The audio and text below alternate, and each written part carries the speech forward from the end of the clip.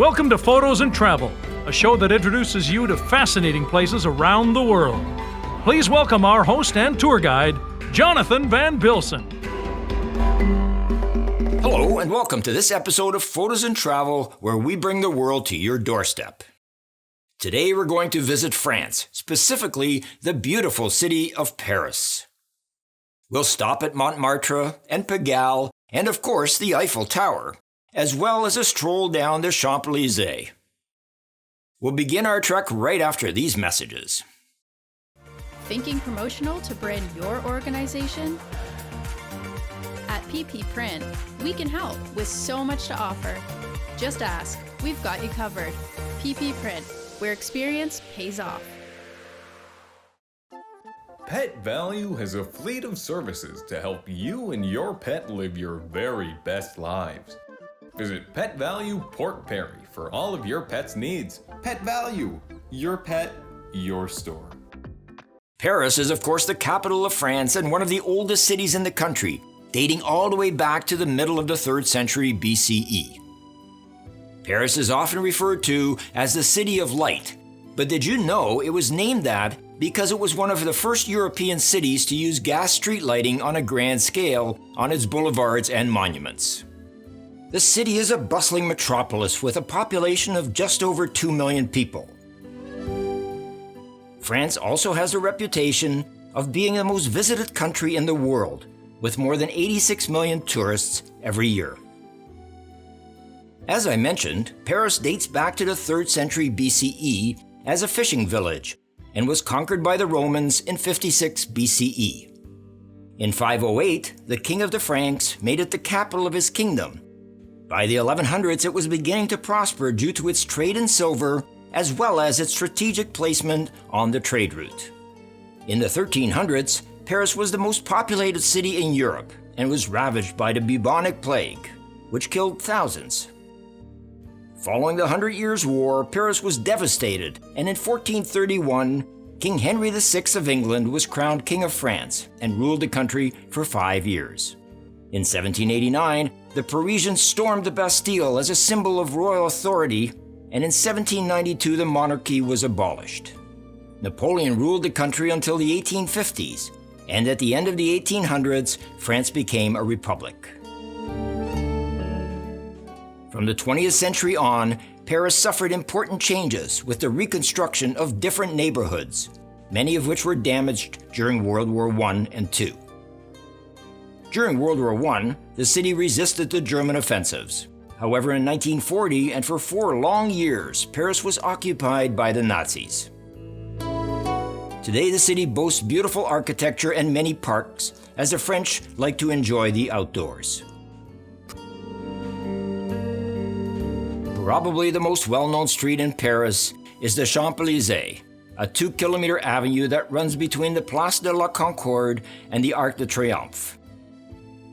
It is known for its theaters, cafes, and luxury shops, and is also the finish of the Tour de France cycling race. Until the reign of Louis XIV, the land where the Champs-Elysees runs today was largely occupied by fields and gardens where food was grown to feed the royal family. In 1667, the boulevard was known as the Grand Promenade and did not take the name Champs-Elysees until 50 years later. Throughout its history, the avenue has been the site of military parades. The most famous were the victory parades of German troops in 1871 and again in 1940, celebrating the fall of France.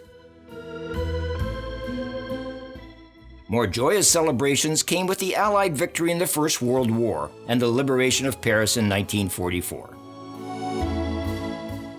Today, the Champs-Elysees is widely regarded to be one of the most recognizable avenues in the world.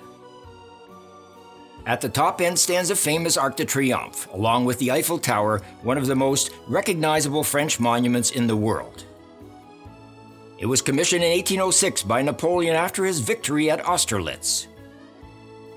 It was completed at the end of the 1830s, just in time for Napoleon's remains to pass under it on their way to the emperor's final resting place. At the other end of the Champs-Elysees is the Place de la Concorde, the largest square in the entire city. It was the site of many notable public executions, including those of Louis XVI and Marie Antoinette during the French Revolution. The two fountains on the Place de la Concorde are devoted to rivers, notably the Rhone and the Rhine, and the seas representing the Atlantic and the Mediterranean. Although walking along the Champs-Elysees will take the better part of a day, as no doubt you'll want to visit the boutiques and restaurants, but it is definitely part of visiting Paris, and it is not to be missed. Of course, the French love to eat, and there is certainly no shortage of restaurants in Paris. Food is everywhere, and it's difficult to walk down the street without running into at least one eatery. The drawback is that many of these restaurants cater to tourists, and it takes a little bit of work to find one that is geared to locals, which normally offer a different, more local selection. Here are two websites which may help you in your quest.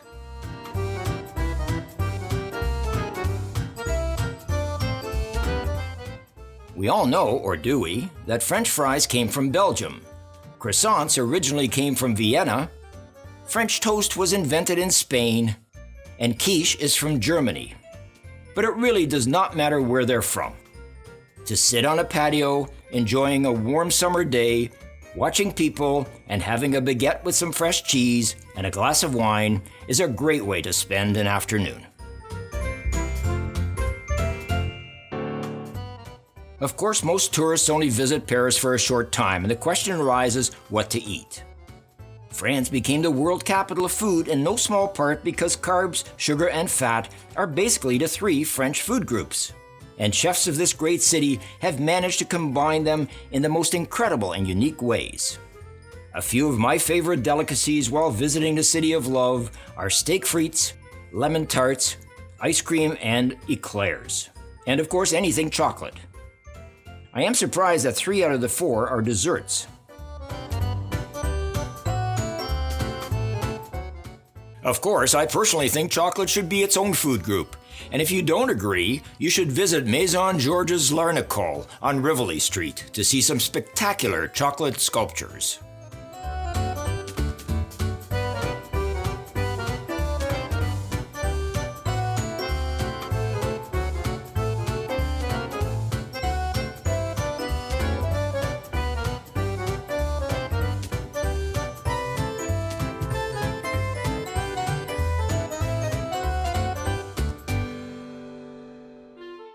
The River Seine runs through the city and has become a cultural element for those who live there. The waterway is 775 kilometers or 500 miles long. It starts in Dijon and ends up in the English Channel.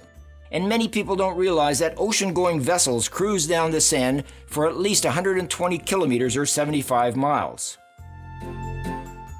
In Paris alone, there are 37 bridges, but the Seine is mostly known for lovers walking hand in hand and artists displaying their talent on the left bank.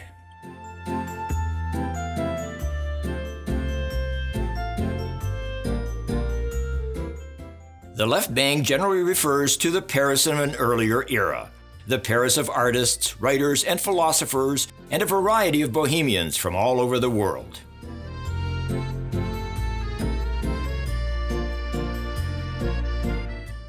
Paris was first attacked by Vikings led by Ragnar Lothbrok, who sailed up the Seine with siege towers. For those of you who watch the Vikings television series, you'll know that Rollo attacked Paris 40 years later. And of course, the Seine was the river that Javert, the primary antagonist of Victor Hugo's novel Les Miserables, drowned himself in. And in more recent times, in the film La La Land, Mia, the female protagonist, sang about her aunt who jumped into the Seine without looking. The Latin Quarter is also on the left bank. It's interesting to note that the term Latin Quarter has nothing to do with gypsies or people from South America. The term refers to the university area of a city. Back in the day, people spoke many different languages. However, Latin was a common one that every student spoke. Students would live close to the university, and the area became known as the Latin Quarter.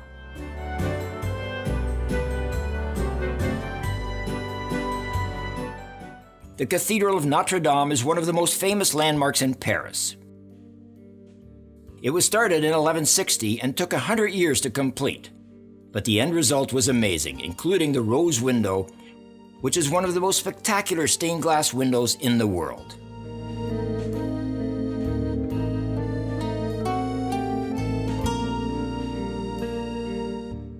After the French Revolution, many of the treasures of the cathedral were either destroyed or plundered. The 28 statues of biblical kings located at the west facade, mistaken for statues of French kings, were beheaded. Many of the heads were found during a 1977 excavation nearby and are on display at the Musée de Cluny. All of the other large statues on the facade, with the exception of that of the Virgin Mary on the portal of the cloister, were destroyed. The cathedral came close to being used as a warehouse for the storage of food and other non-religious purposes.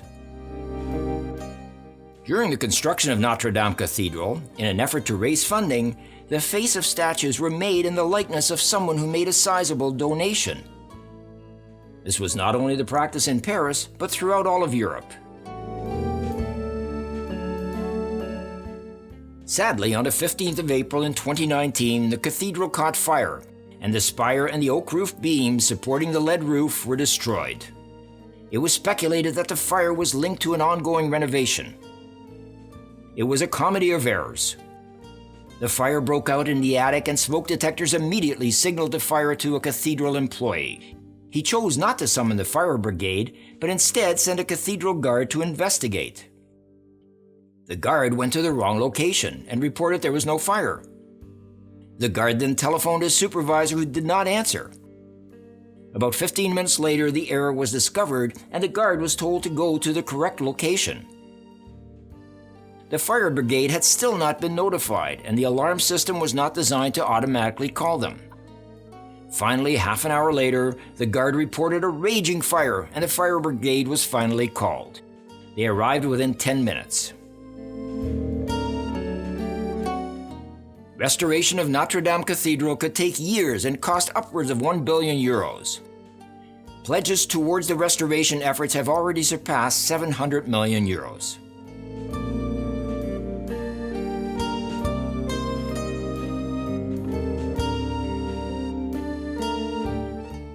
The Paris Metro is a fantastic way to maneuver around the city. The stations have unique entrances and are influenced by Art Nouveau. The entire system is 225 kilometers or 140 miles long, with 304 stations on 16 lines. There are currently 4 more lines under construction. It is the second busiest system in Europe after the Moscow Metro, as well as the 10th busiest in the world. The system carries about 1.5 billion passengers a year, which works out to just over 4 million a day, or 20% of the overall traffic in Paris. The first line opened in 1900 during the World's Fair, and by the 1920s the core was complete. Extensions into the suburbs were built in the 1930s, and expansion was rapid. The system now connects with trains which serve Charles de Gaulle and Orly airports. The Paris Metro is a fantastic way of getting around. The fare is less than €2 and can be used for all connections. Traveling around Paris is certainly an adventure, and it's hard to realize that you're standing amongst architecture which is in some cases more than 1,000 years old. It's very sad to see what happened to Notre Dame Cathedral, but there is a commitment to rebuild and do it quickly. Of course, it's all about eating, and in Paris there's absolutely no shortage of delicious cuisine. There's much more to see in this fantastic city, and we'll continue our journey right after these messages. Don't feel like spending an hour in the grocery store? With PC Express, you don't have to. Simply download the app, choose your groceries, and the staff at Voss's Independent Grocer in Port Perry will have it ready for you to pick up. Come to Voss's, your independent grocer.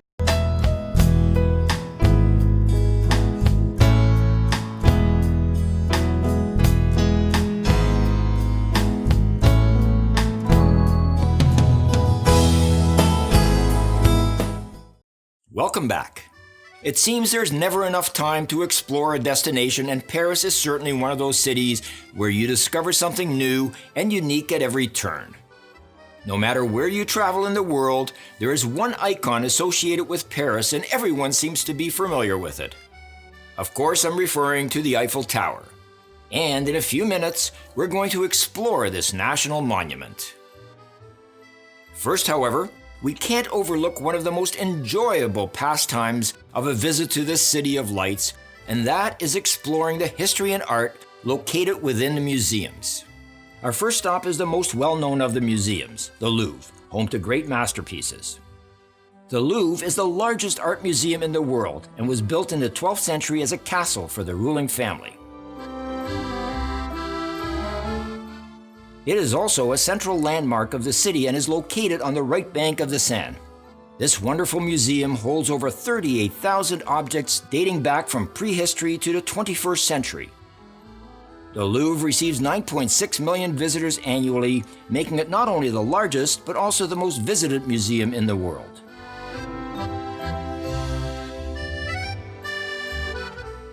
From the ornate statues which date back centuries to the modern crystal pyramid, the Louvre has something for everyone.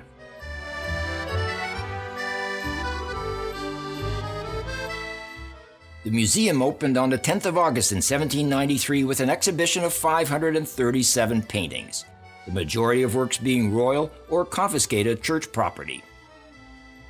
It was first constructed in the 12th century to protect the city from English soldiers who were in Normandy. Remnants of this castle are still visible in the crypt. The Louvre is home to some of the most famous art in the world, including many sculptures. The Winged Victory of Samothrace, and of course Da Vinci's Mona Lisa, which is surprisingly smaller than one would expect.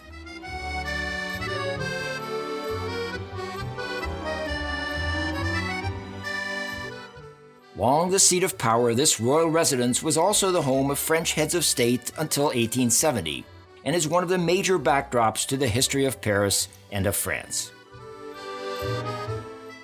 Our next museum stop is the Musée d'Orsay, my personal favorite. Situated on the left bank of the Seine, it is housed in a former railway station and was built in 1900.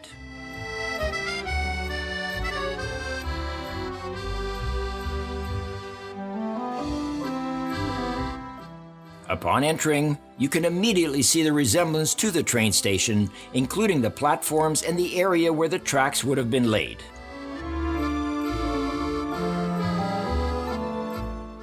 The museum holds mainly French art dating from 1848 to 1914, including paintings, sculptures, furniture, and photography. It houses the largest collection of Impressionist and Post-Impressionist masterpieces in the world, by painters including Vincent van Gogh, James Abbott Whistler, Renoir, and many Degas statues, to name but a few. The original building was spectacular as it was built for the World's Fair of 1900. By the end of the 1930s, trains had become longer and the short platforms were no longer suitable. The station served as a storage area and a film set, and in 1970 permission was granted for it to be destroyed and replaced by a hotel. Fortunately, someone had the foresight to add it to the heritage list, and by 1978 it was decided to turn it into a museum that would bridge the gap between the Louvre and the National Museum of Modern Art. There are two clocks in the Musée d'Orsay, but the most photographed one is of course the one that overlooks the Seine. On a clear day, you can actually see Sacre-Coeur at Montmartre.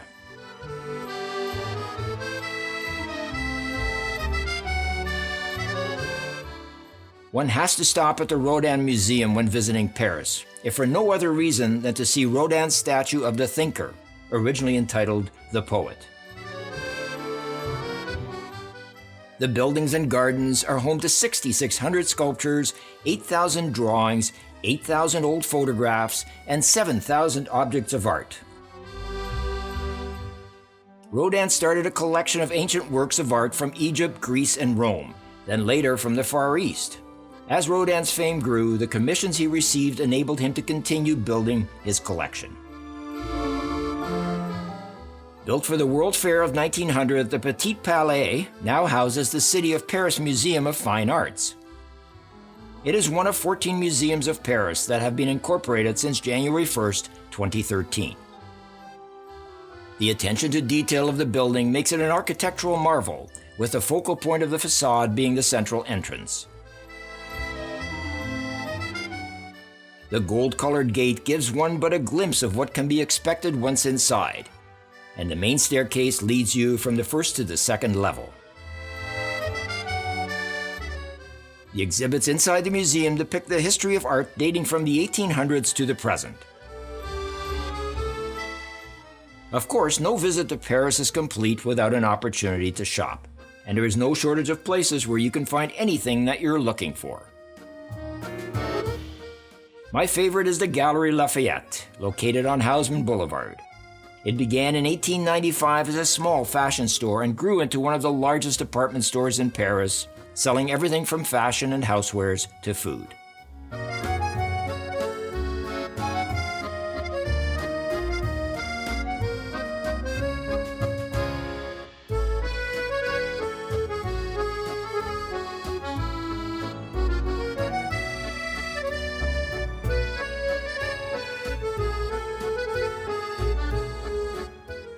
The Palais Gardner or Opera House is the center of the music scene in Paris and has always been known for its elegance, superb acoustics, and magnificent architecture.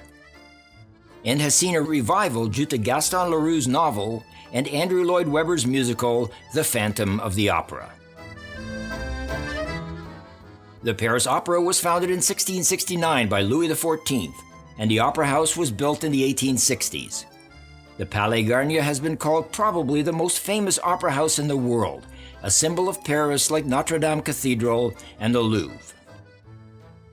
It was commissioned by Napoleon and built in the grand style that he was accustomed to. The building is spectacular, and even if you can't get tickets to a performance, it's well worth a visit, if for no other reason than to see if the Phantom really lives in the caverns beneath. There's always something going on in Paris, and many times it involves bicycles. Whether it's a parade or a protest, in rain or sunshine, Parisians will find any excuse to make their way outdoors.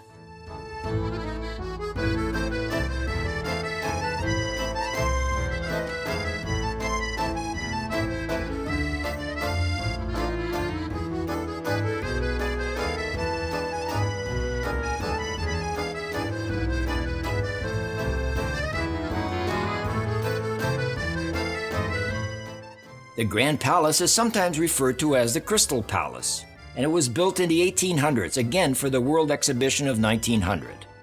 The competition to choose an architect was fierce and controversial, and a contract was awarded to a group of 4 architects, each with a separate area of responsibility.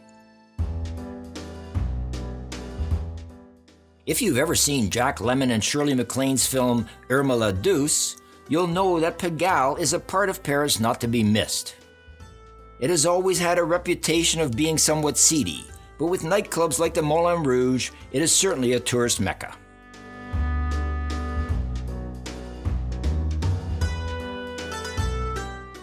Continuing on from Pigalle, we make our way to Montmartre, the artist colony of days gone by. It was where artists such as Degas, Renoir, and Toulouse-Lautrec lived, painted, and solved the problems of the world over a glass of wine.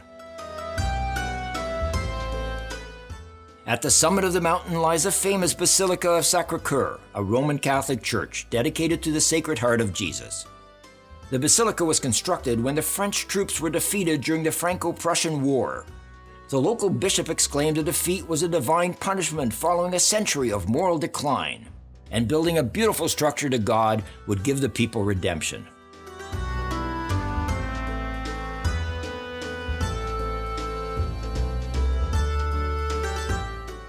A law of public utility was passed to seize the land at the summit of Montmartre for the construction of the basilica. Construction costs, estimated at 7 million French francs, which is approximately $150 million today, was drawn entirely from private donations. It fell short of what was needed, and a provisional chapel was quickly consecrated to obtain pilgrimage donations. If you have an opportunity, the crypt inside Sacre-Coeur is a sight worth seeing. It includes statues of patron saints and even a relic that is believed to be the Sacred Heart of Jesus Christ. This is fitting as the name of the basilica, Sacre-Coeur, translates into English as Sacred Heart.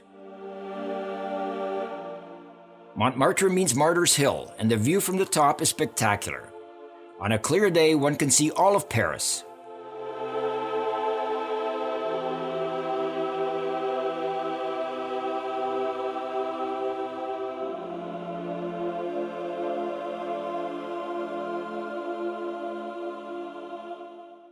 Our last stop today is the most well-known monument of this beautiful French city, and that, of course, is the Eiffel Tower. It is a wrought iron lattice tower on the Champs de Mars and is named after the engineer Gustave Eiffel, whose company designed and built the tower. It was constructed as the entrance to the World's Fair of 1900, but was initially criticized by some of France's leading artists and intellectuals for its design. It has, however, become a global cultural icon of France and one of the most recognizable structures in the world. It is the equivalent of an 81-story building and the tallest structure in Paris. During its construction, the Eiffel Tower surpassed the Washington Monument to become the tallest man-made structure in the world, a title it held for 41 years, until the Chrysler Building in New York City was finished in 1930. The tower has 3 levels for visitors, with restaurants on the first and second. The top level's upper platform is the highest observation deck accessible to the public in the European Union. Tickets can be purchased to ascend by stairs or lift to the first and second levels. The climb from the ground level to the first is over 300 steps, as is the climb from the first level to the second. Although there is a staircase to the top level, it is usually accessible only by lift. The lights for the tower were designed to bring in the new millennium and have been copyrighted, meaning that photographing the tower while lighting is illegal. A very difficult law to enforce. Gustave Eiffel was an entrepreneur who worked at his uncle's foundry, where he gained skills working with metal. He had the good fortune to be working at a time of rapid industrial development in the country and was commissioned to construct several railroad stations. His fame throughout France grew rapidly, and he was awarded the task of designing and building the famous landmark. The rumor that he jumped to his death from the Eiffel Tower over the loss of a woman is unfounded, as he died in his home listening to Beethoven's Fifth Symphony. Sadly, that ends our trip to Paris, city of art and culture, food and fine wines. There's so much more to see in this city of lights that many months would be needed to visit all the museums and monuments. Paris is a great stopping point for visiting the rest of France as it lies in the center of the country. For Photos and Travel, I'm Jonathan van Bilsen. It's been my pleasure to be your tour guide today, and I look forward to seeing you next time. If you like this program, please click the subscribe button and you'll never miss an episode.